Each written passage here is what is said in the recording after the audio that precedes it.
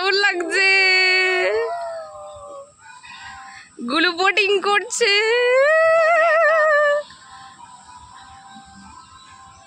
ভালো না লাগলে বলবে, ঠিক আছে?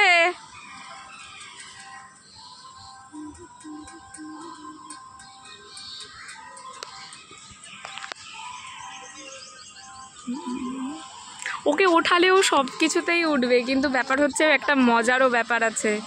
ওটা কিডস কর্নার, ওখানে সবগুলোই বাচ্চাদের। আমার এখানে একটু ঠান্ডা হাওয়ায় দাঁড়িয়ে বেশ ভালো লাগছে। আমার ওখানে মনে হচ্ছিল সব উল্টে বেরিয়ে যাবে ভাত ফাত খেয়ে।